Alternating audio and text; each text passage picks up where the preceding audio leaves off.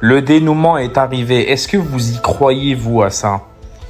Je vous dis franchement, bon, ils ont dit ça a implosé, les mecs, ils ont disparu, on n'a plus aucune chance de les retrouver. Bon, bien sûr, maintenant, ça c'est sûr qu'on les retrouvera plus. Mais honnêtement, il y a vraiment des... C'est très très sombre. Cette histoire, elle est très sombre.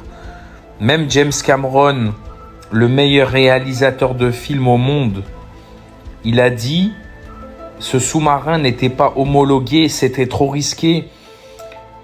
C'est trop bizarre cette histoire parce que vous avez un mec, le français là, le chercheur, l'océanographe, le mec, il est monté là-dedans alors qu'il savait qu'il y avait des risques. Il a dit à ses amis qu'il était perplexe, il voulait voir ce que ça allait donner. Mais bordel, t'es pas en train de tester une allumette là. S'il y a un problème là, tu te retrouves on t'est transformé en confetti en fait.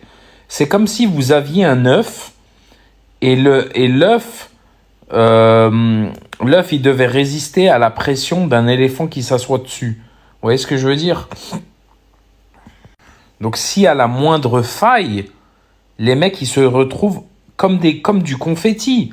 Parce que là, c'est une implosion. Ça veut dire que, comme vous savez, je parle à ceux qui n'ont pas compris, mais une implosion, c'est quand la pression extérieure est tellement forte qu'elle vous écrase.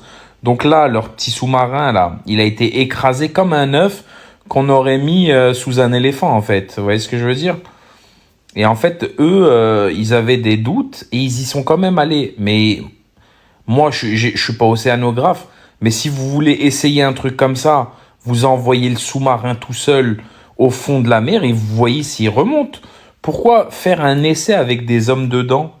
Vous voyez ce que je veux dire? 5 hommes dedans. En plus des hommes de valeur, entre guillemets, dans le sens où vous aviez un océanographe, vous aviez des milliardaires, vous aviez un chef d'entreprise, vous aviez plein de gens. De toute façon, personne ne mérite de faire ce genre d'essai. Mais franchement, c'est de la négligence c'est tellement de la négligence, c'est triste en fait. C'est des gens, ils sont morts pour rien. Et voilà, il y a plein de gens dans les complots, les complotistes, là, ils me disent, ouais, ils ont jamais été dans le sous-marin, ils ont disparu ailleurs, et je sais pas quoi, et je sais pas quoi. Mais la réalité, c'est que en vrai, on sait même pas ce qui s'est passé. Le machin, il est parti au fond de l'eau, on sait pas vraiment ce qui s'est passé. Et on le saura jamais. Vous voyez ce que je veux dire? C'est bien beau de dire il a implosé, mais en réalité, personne n'en sait rien. Est-ce que vous pensez que c'est pas c'est une théorie un peu bizarre, vous voyez?